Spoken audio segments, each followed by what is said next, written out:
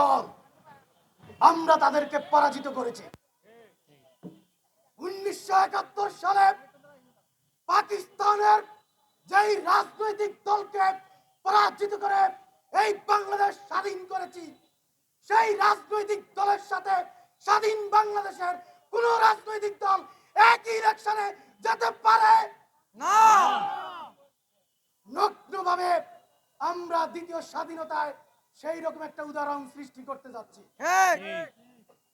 আমরা একটা জিনিস বলে দেই,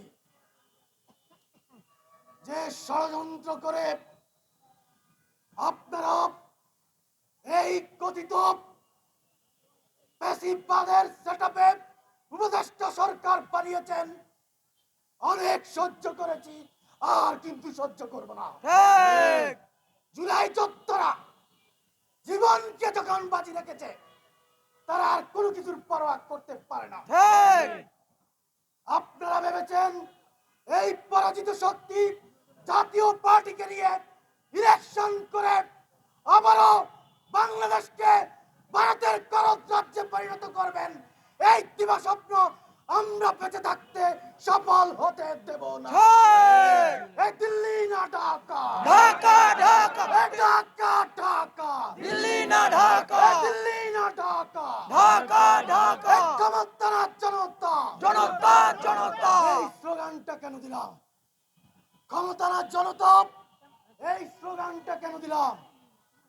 এটা দেওয়ার উদ্দেশ্য হচ্ছে জুলাই আন্দোলনকে কেন্দ্র করে যারা সেলিব্রিটি হয়েছে, জুলাই আন্দোলনকে কেন্দ্র করে যে সমস্ত ফকিন্নির পোলা কোটিপতি হয়েছে, জুলাই আন্দোলনকে কেন্দ্র করে যে সকল বিষ্ণয় মুজাফলা পান উপদেষ্টা হয়েছে, তারা এখন ক্ষমতা ভাগাভাগি করার জন্য এই ইলেকশনে জাতীয় পার্টিকে মেনে নিচ্ছে।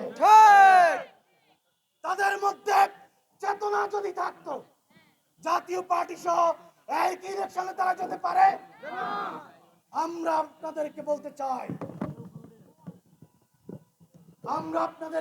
চাই, যদি তাদের মধ্যে সেই চেতনা অবশিষ্ট থাকতো, তারা জাতীয় পার্টি সহ এক ইলেকশনে যেতে পারতো না। কোনো প্রতিবাদ আমরা দেখতে পাচ্ছি না। তারা প্রায় কথা বলে, চেতনার কথা বলে, কেউ কেউ আমাদের আবেগ বিপ্লবী হাদির নাম বিক্রি করে, তারা ক্ষমতার ভাগাভাগি করার জন্য এই সমস্ত করছে। আমরা দেখতে পাচ্ছি আমরা কেমন বাংলাদেশ চেয়েছি। এই জুলাই বিপ্লবটাকে আজকে সারা বাংলাদেশে বিতর্কিত মনে করা হয়। জুলাই অভ্যুত্থানের নাম শুনলে মানুষ নাকি থুতু দেয়। কেন দেয় জানেন? একটা ঘটনা আপনাদেরকে বলি। এক সতীন তার সতীনের ছেলেকে, বাচ্চা শিশুকে সব সময় কোলে করে হাঁটে, আর নিজের সন্তানকে মাটিতে হাঁটায়। সারা গ্রামে রাত পড়ে গেল, তার মতো তো অসাধারণ মানুষ আর হইতে পারে না। কিরে ভাই, নিজের সন্তানকে হাঁটায় আর সতীনের সন্তানকে সবসময় কোলে নিয়ে চলে, কি মহান মানুষ! কৌতূহলী জনতা একদিন তাকে জিজ্ঞেস করলো, আপনি এত অসাধারণ কিভাবে হলেন? ওই সতীন বলল, মানুষ আমার প্রশংসা করে, এটা মানুষ বোঝে না, তাই আমি আমার ছেলেকে হাঁটাচ্ছি, কারণ সে যেন মাটিতে হাঁটতে হাঁটতে এক সময় মাথা উঁচু করে দাঁড়াতে পারে। আর সতীনের ছেলেকে কোলে রাখছি যেন সে কোনোদিন হাঁটতেই না পারে। বুঝতে পেরেছেন? এই পেশিবাদী সরকার জুলাই যোদ্ধাদেরকে সুযোগ সুবিধা দেওয়ার নামে তাকে কোলে তুলে এইভাবে করে তাকে পঙ্গু করে দিয়েছে। আপনারা কি একমত? আপনারা কি এটা বুঝতে পারছেন? তাদেরকে, আরে ভাই, আগের রাত্রে পোলায় বিছনায় মুতে আইছে, পরের দিন সে সরকারি দপ্তরে মুরব্বীদের সামনে এসে লাফায়া লাফায়া কথা বলে। এই সমস্ত ফাইজলামি করার জন্য আমরা অভ্যুত্থান করেছি না, এইগুলো তারা করেছে। আমরা অভ্যুত্থান কেন করেছি? মনোযোগ দিয়ে শোনেন। বিশ্বের যত ওয়েলফেয়ার কান্ট্রি আছে, একটা গণতান্ত্রিক রাষ্ট্র, ওয়েলফেয়ার রাষ্ট্রে আপনি দেখতে পারবেন না যে প্রতিপক্ষের শুধু বদনাম করে কেউ ভোট চায়। অথচ বাংলাদেশে ভোট চাওয়ার একটাই মানদণ্ড, সেটি হচ্ছে প্রতিপক্ষের বদনাম করা। ঠিক এগুলো করতে গিয়ে মানুষ উন্নত রাষ্ট্রে ভোটে কম্পিটিশন হয় আইডিয়ার, কে কত ভালো আইডিয়া আনতে পারে সেটার উপর কম্পিটিশন হয়। আর বাংলাদেশে 54 বছরে কম্পিটিশন হয়েছে হিংস্রতার আর ঘৃণার, ঠিক যার ফলে 54 বছর ধরে বাংলাদেশ এখন পর্যন্ত শান্তি পায় নাই। ঠিক আমরা 24-এর বিপ্লবের পর আমরা ভেবেছিলাম নতুন বাংলাদেশে আমরা সভ্য রাজনৈতিক বন্দোবস্ত আনবো। ঠিক এই প্রতিশ্রুতি দিয়ে কোন গাদ্দাররা নতুন দল বানাইছে। এই হচ্ছে তাদের বন্দোবস্তের নমুনা। তারা এখনো অন্যের প্রতি ঘৃণা চড়িয়ে তারা ভোট চায়। আমি অবাক হয়ে যাই এই জাতির ইমোশন। দেশের নেত্রী বেগম খালেদা জিয়া, কোনো সন্দেহ আছে? না বেগম খালেদা জিয়ার সবচেয়ে বড় জানাজা হয়েছে না?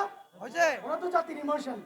ওনার সন্তান জনাব তারেক রহমান বাংলাদেশে এসেছেন, সারা বাংলাদেশ তাকে রিসিভ করেছে, ঠিক সারা বাংলাদেশে সম্মান পেয়েছেন, পুরো জাতির আবেগ জিয়া পরিবার।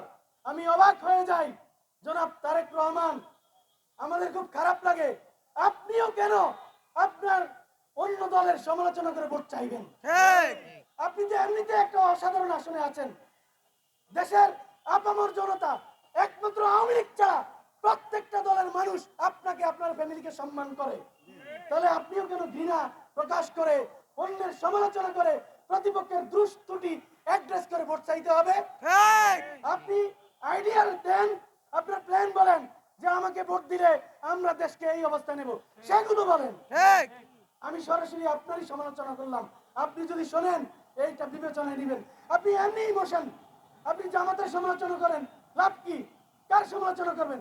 আমরা তো গত 17 বছর প্রত্যেকেই তো আমরা নির্যাতিত ছিলাম। ঠিক আমরা তো সেই ঘৃণার চাষাবাদের বিরুদ্ধে আন্দোলন করেছি। ঠিক তাহলে একই ঘৃণা যদি আবারও আপনারা চর্চা করেন, বাংলাদেশ তো আবারও 54 বছরের দিকে যাচ্ছে। ঠিক আমরা এই জন্য যুদ্ধ করি নাই। 24 বাংলাদেশে নির্বাচনের মানদণ্ড হবে আইডিয়ার প্রতিযোগিতা। কিসের প্রতিযোগিতা? আইডিয়ার প্রতিযোগিতা কে কিভাবে দেশকে উন্নত করবে